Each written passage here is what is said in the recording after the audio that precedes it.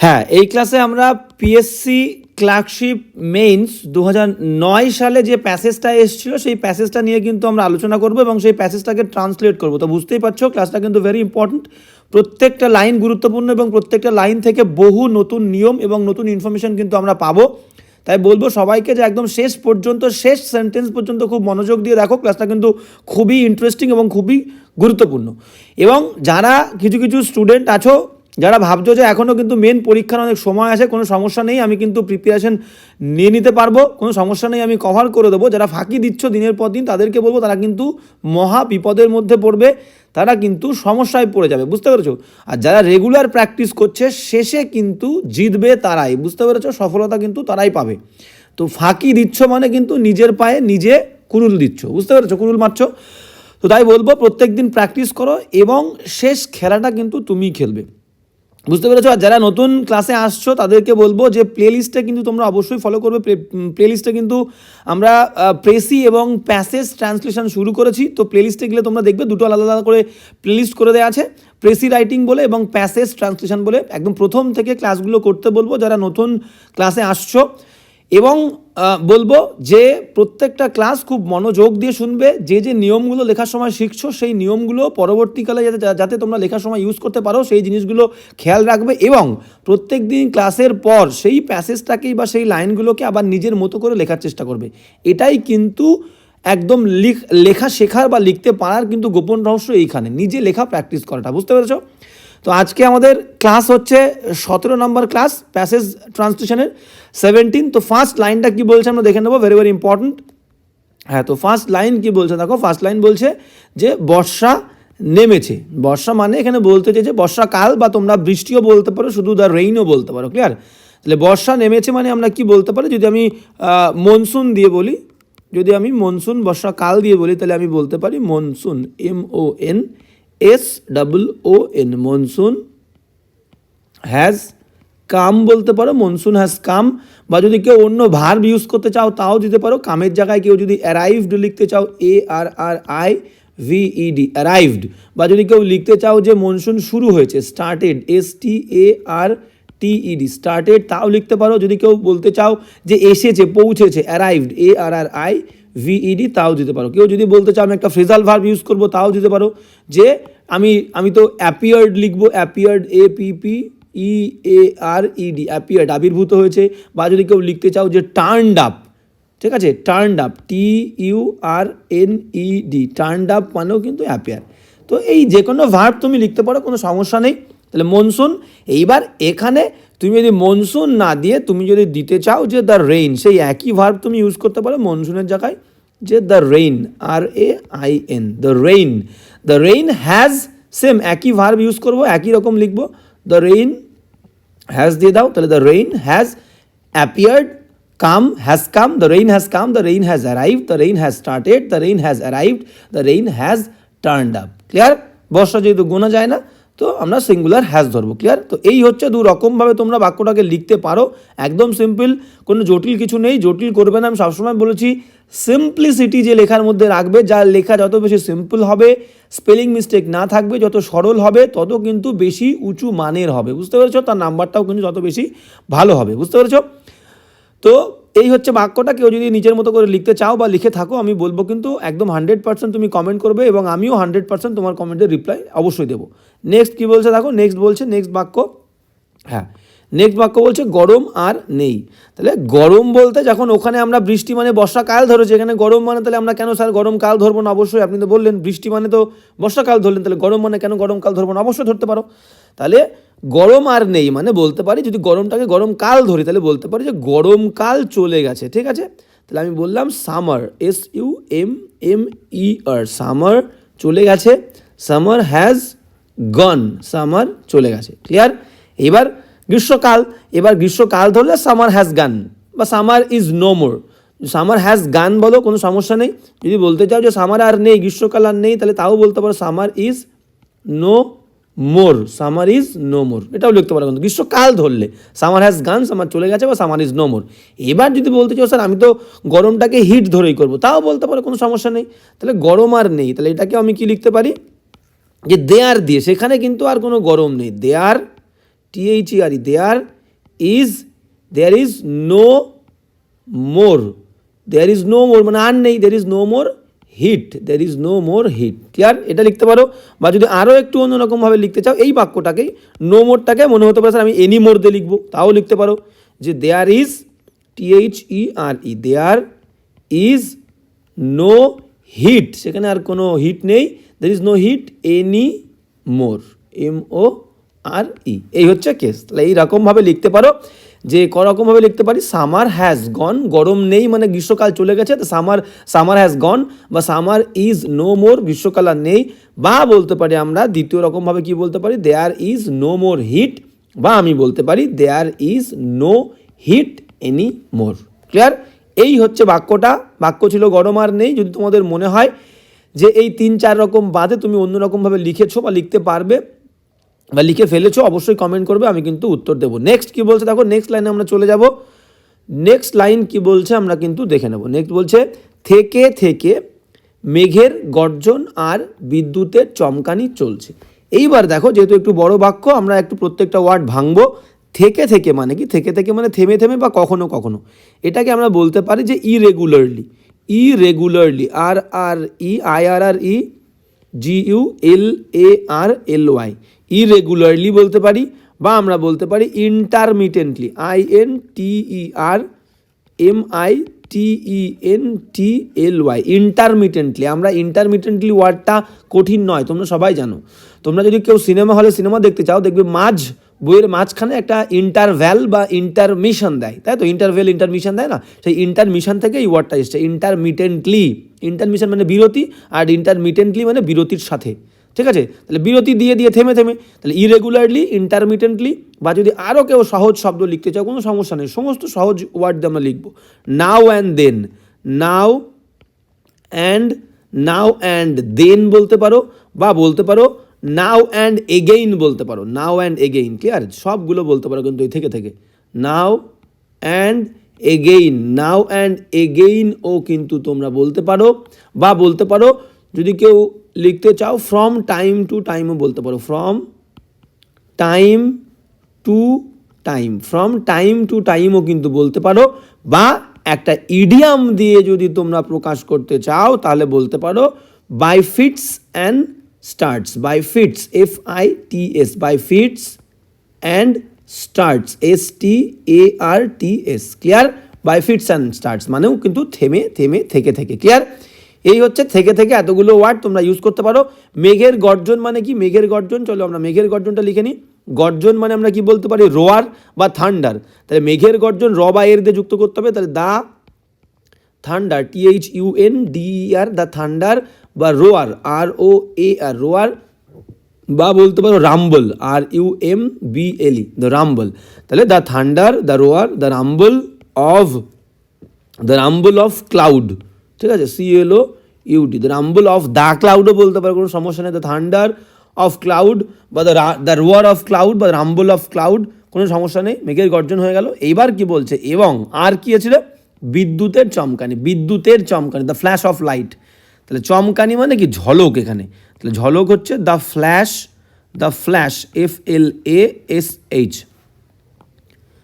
The flash, কিসের flash? Of light, LIGHT। তাহলে আলোর ঝমকানি বললে আলোর ঝমকানি বা আলোর চমকানি, the flash of light. Clear? এই হচ্ছে বিষয়বস্তু। এবার আর একটা জিনিস যেটা আমাদের আছে, সেটা কি? মেঘের গর্জন বলেছে, আর মানে হচ্ছে অ্যান্ড, বিদ্যুতের চমকানি, এবং গুরুত্বপূর্ণ হচ্ছে এবার ভার্বটা, চলছে, কোনো কাজ চলছে মানে প্রেজেন্ট কন্টিনিউয়াস টেন্স। আমি খাচ্ছি, আমি দেখছি, আমি বসছি, আমি বসে আছি, আমি খেলছি, ঠিক আছে, আমি ঘুমাচ্ছি। তাহলে চলছে, কোনো কাজ চলা মানে কি? Go on. তাহলে একটা বি ভার্ব দেবো। বি ভার্বের মধ্যে কিন্তু অ্যামিজ আর ওয়াজ ওয়ার পড়ছে, প্লাস ভার্বের ING। তাহলে আমি বলতে পারি এই ভার্বের INGর জায়গায় আমি কি বলতে পারি? যে অ্যাম, is, R, plus going, GOING, going, তারপরে একটা অন দিতে হবে, চলছে, go on, going on. Clear? হ্যাঁ, তাহলে এই হচ্ছে কিন্তু এই পুরো বাক্যটার বিষয়বস্তু। তাহলে এবার আমরা পুরো বাক্যটা সুন্দর করে লিখব। তো দেখে নি, দেখো কত সুন্দর করে আমরা বাক্যটাকে লিখতে পারবো। ক্লিয়ার? তো কোনো সমস্যার কিচ্ছু নেই। কি বলছে আমরা দেখে নিই। তাহলে আগে সাবজেক্ট লিখবো। সাবজেক্ট কি বলেছে? মেঘের গর্জন আর বিদ্যুতের চমকানি। তাহলে আমরা বলতে পারি মেঘের গর্জন মানে দ্য রোয়ার। তোমরা যে কোনো একটা লিখতে পারো, রোয়ার লিখতে পারো, রাম্বল লিখতে পারো, থান্ডারও লিখতে পারো, কোনো সমস্যা নেই। The roar of cloud, CLOUD, the roar of the ক্লাউডও লিখতে পারো, কোনো সমস্যা নেই। The roar of cloud and the flash, FLASH, the flash of light, the flash of light.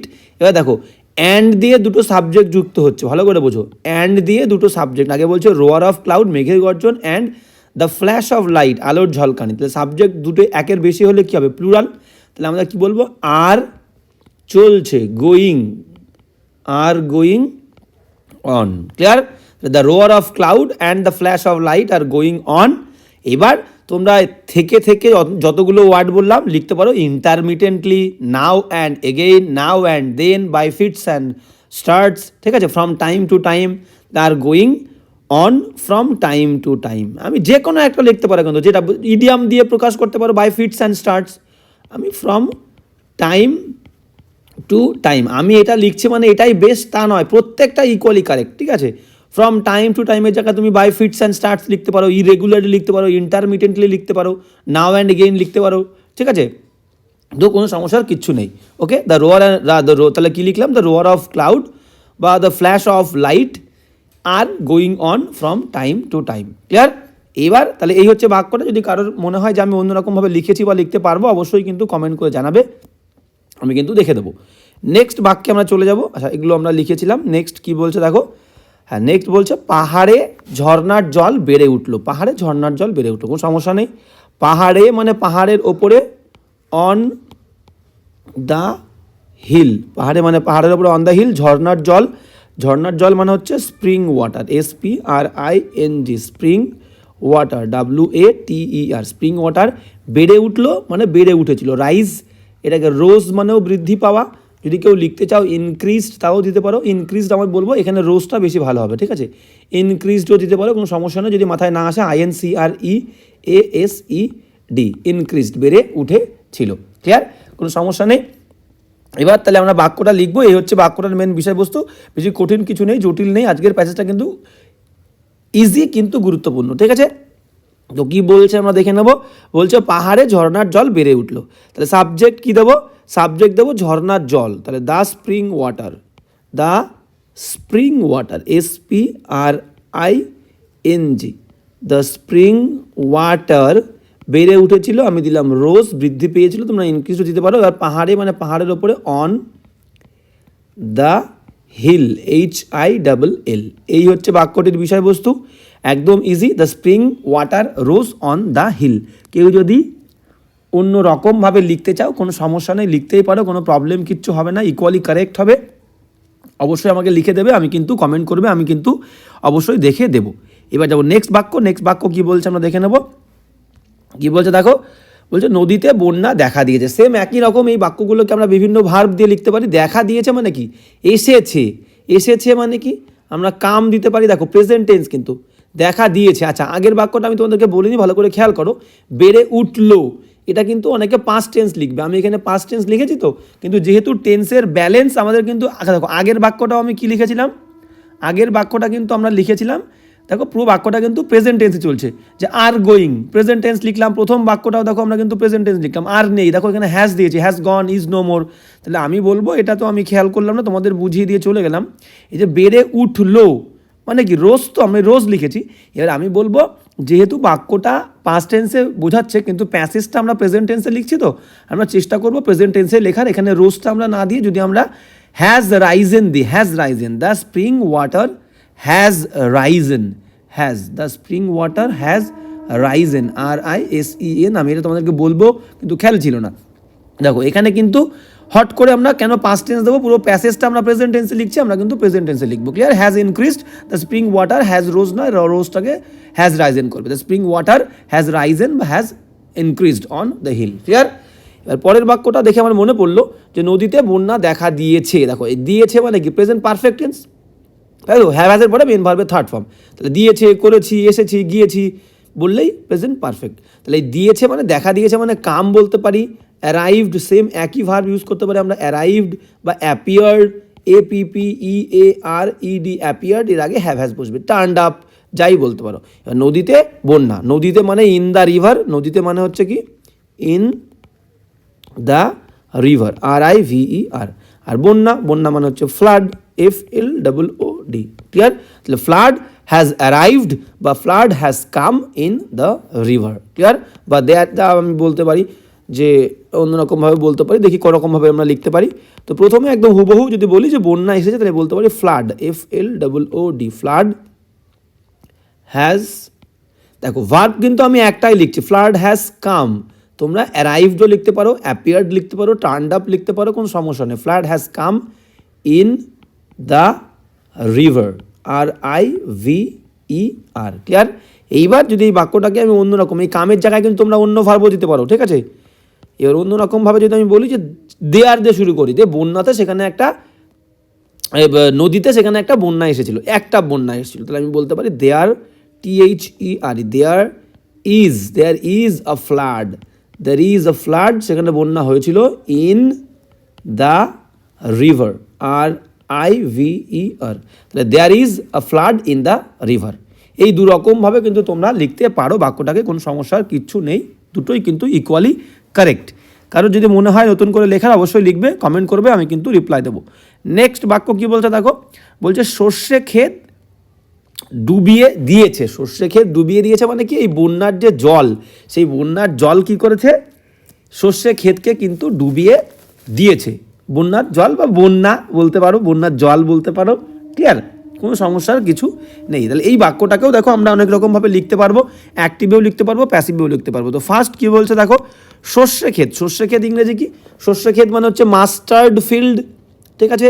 ডুবিয়ে দেওয়া, ডুবিয়ে দেওয়া মানে কি ওয়াশ অ্যাওয়ে, ঠিক আছে? আচ্ছা, আমি আর কে ডুবিয়ে দিয়েছে সাবজেক্ট সেটা কিন্তু দেওয়া নেই, তো সেই কারণে প্যাসিভেও লিখতে পারবো, অ্যাক্টিভেও লিখতে পারবো। যদি আমি অ্যাক্টিভে লিখি কী, আচ্ছা যদি প্যাসিভে লিখি, যদি সাবজেক্ট নেই আমি আগে প্যাসিভে লিখি, প্যাসিভে লিখলে কী হবে, the mustard fields, the mustard, MUSTARD, mustard fields, FIELDS, the mustard fields দিয়েছে। আবার দেখো প্রেজেন্ট পারফেক্টের প্যাসিভ, কিন্তু প্রেজেন্ট পারফেক্টের প্যাসিভ মানে হ্যাভ হ্যাজের পরে বিন দিয়ে মেন ভার্বে থার্ড ফর্ম, ফিল্ডস একের বেশি, তাহলে আমাদের কি আসবে, have. The mustard fields have, এবার দেবো বিন, BEEN, the mustard fields have bin wash away, WASHED, washed away, AWAY, মানে একদম ধুয়ে টুয়ে নিয়ে চলে যাওয়া, মানে ভাসিয়ে দেওয়া। ক্লিয়ার? তাহলে the mustard fields have been washed away, ঠিক আছে? এই ওয়াশড অ্যাওয়ের জায়গায় অনেকে ড্রাউন বলতে পারো, ড্রাউন তলিয়ে যাওয়া। ক্লিয়ার? তো দেখো ড্রাউন শব্দটা আমি বলবো যে কোনো লিখতেই পারে, কোনো ভুল হবে না, কিন্তু ড্রাউন শব্দটা আমরা সাধারণত কোনো প্রাণী বা কোনো জীব, কোনো লিভিং কোনো অর্গ্যানিজম বা মানুষ যদি জলে তলিয়ে যায় সেক্ষেত্রে আমরা ড্রাউন বলি।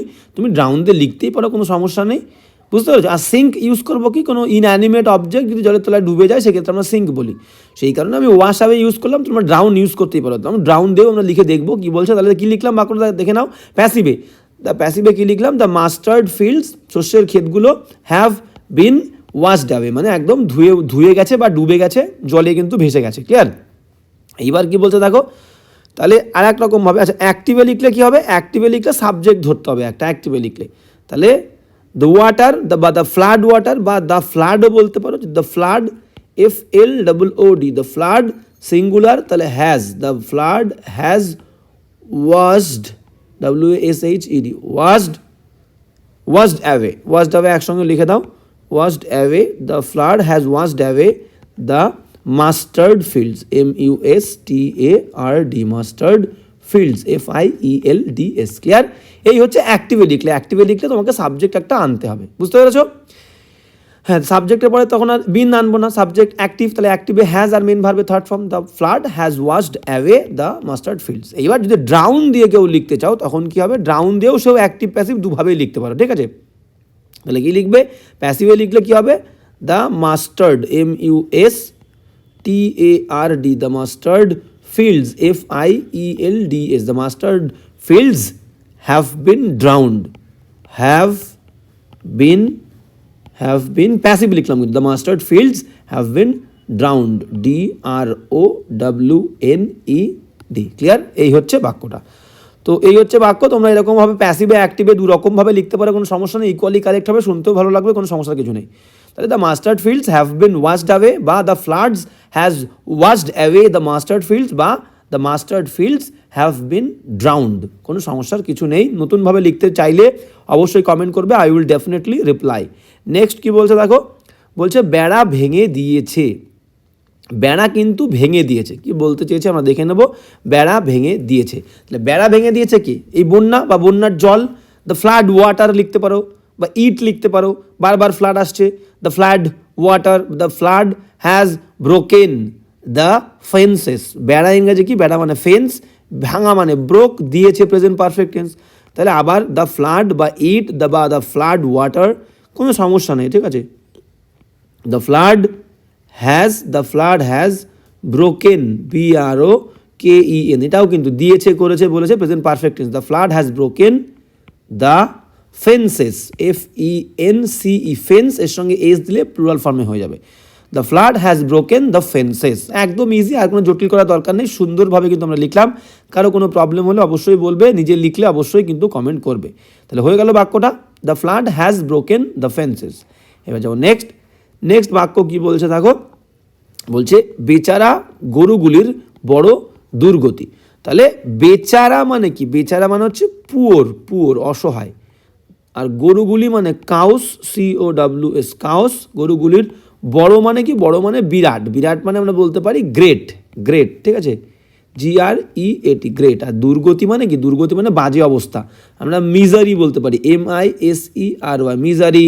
ট্রাবল বলতে পারি, TROUBLE, ট্রাবল বলতে পারি। আমরা ডিফিকাল্টি বলতে পারি, DIFFICULTY, ডিফিকাল্টি। ঠিক আছে, এই হচ্ছে বাক্যের মেন বিষয়বস্তু। এবার আমরা ট্রান্সলেশনে চলে যাই। ক্লিয়ার? তো কি বলছে একবার আমরা দেখে নেব। তাহলে বেচারা গরুগুলি, আগে সাবজেক্ট দেবো, বেচারা গরুগুলি।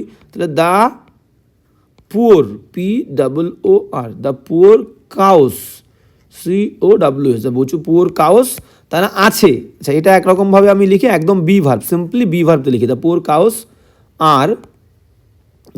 কাউস আর ইন, বাজে পরিস্থিতির মধ্যে আছে বললে preposition in. The poor cows R in great, GREAT, the poor cows R in great trouble, TROUBLE, great trouble বলতে পারি, গ্রেট ডিফিকাল্টি বলতে পারি, DIFFICULTY,